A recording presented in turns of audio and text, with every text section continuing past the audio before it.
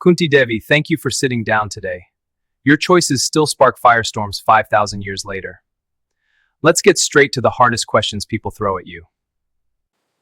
Ask me anything. I have nothing to hide. I lived my life according to the dharma of my time. Kunti, many people today call you a heartless and selfish mother for abandoning your firstborn son Karna the day he was born. How can you defend such a cruel decision? In those days, an unmarried princess bearing a child meant total disgrace for the entire family and kingdom. I was alone and terrified. I gave him divine armor and earrings for protection, placed him gently in a basket on the river, and prayed a worthy family would raise him. It tore my heart, but I believed I had no choice. Why did you so recklessly use Durvasa's mantra to summon Surya while you were still an unmarried princess, knowing it would create a child out of wedlock? Saj Durvasa gave me the mantra after I served him with devotion. I tested it once, out of pure curiosity, to see if the words had power. I never intended to keep the child or hide behind lies. Lord Surya came as the mantra demanded and blessed me with Karna. It was the power of the boon at work. Was summoning the sun god driven by pure curiosity or by your ambition for a powerful son? It was youthful curiosity, nothing more. I summoned him only to test the mantra's efficacy, as I later told Lord Surya himself. I had no ambition for a son at that moment. You abandoned Karna to protect your own reputation. Does that mean your social status mattered more than your son's life? The society of that era would have destroyed not just me, but the honor of my father's and adoptive father's houses. I equipped Karna with celestial gifts and trusted the only path I took him. Why did you remain silent when Karna was humiliated as a Suta Putra in public, even though you knew he was your own blood? Revealing the truth then would have shattered the Pandavas' claim to the throne and plunged the kingdom into chaos before they were ready. I bore the pain in silence for their future. In your secret meeting with Karna before the war, did you emotionally blackmail him into promising to spare 4 of your Pandava sons?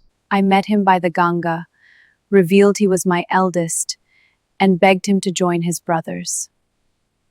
He refused. But he gave his word as a warrior that he would not kill the 4 younger Pandavas. He said I would still have 5 sons alive after the war. That was his dharma, not blackmail. Be honest. You always clearly favored the Pandavas over Karna. Do you admit you were an unfair and biased mother? Karna grew up in another world, raised with love by Radha and Adhirata. The Pandavas were mine to raise in exile, poverty and constant danger. Every mother protects the children she is given to raise. I loved all my sons. Many blame you for the entire Kurukshetra war happening because you hid Karna's true identity for so long. Do you accept any responsibility for the bloodshed? The war was written the moment the dice were thrown and Draupadi was insulted. I revealed the truth to Karna at the last moment because Dharma demanded it. The Kauravas' greed, not my silence, lit the fire. Was sharing the boon with Madri a noble act or a clever strategy to make yourself the main mother of 5 powerful warriors? Pandu begged me after he received the curse. I shared the mantra with Madri out of duty to my husband. Nakula and Sahadeva were born to her. It was mapping by the Ashwins. It was never about counting sons. It was about giving Pandu heirs. That one sentence, whatever you have brought, share it with your brothers. Did you deliberately force Draupadi into marrying all 5 of your sons for political advantage? I spoke those words without knowing Arjuna had brought Draupadi. Once spoken, a mother's command cannot be taken back. The rishis later declared it was destined. It strengthened the 5 brothers as one unit. That was Dharma. How do you respond to people who say you were a master manipulator who used gods, words, and silence to shape the destiny of the Kuru dynasty? I used the tools the gods gave me, the mantra, wise words, and necessary silence, to protect my children and uphold righteousness. If that makes me a strategist, so be it.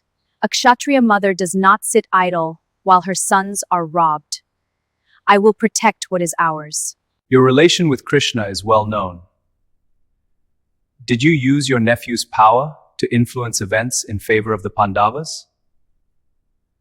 Krishna is my brother Vasudeva's son, my own blood. I asked him for help as family, never as a manipulator.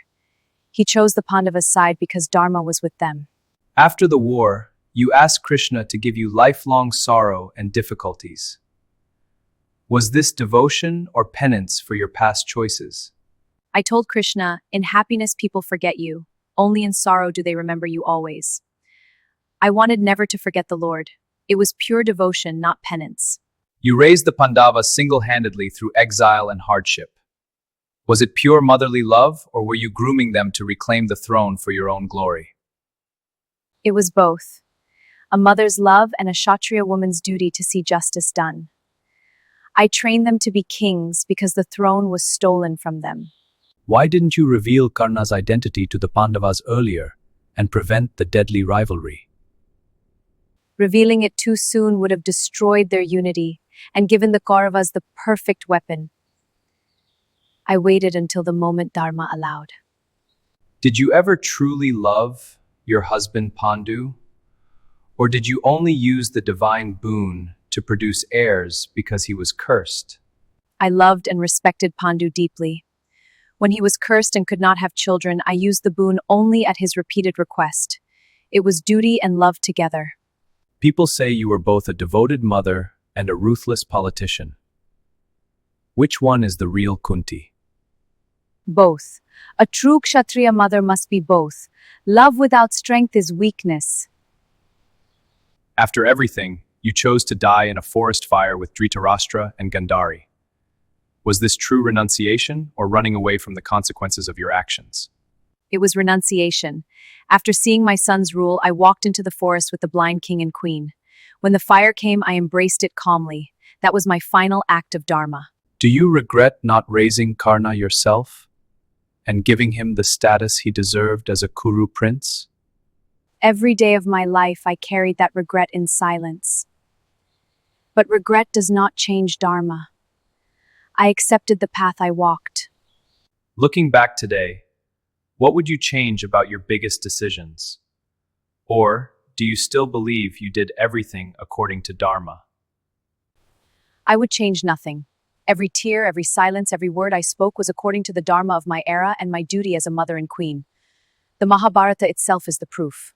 Thank you, Kunti Devi. This has been intense. Truth always is.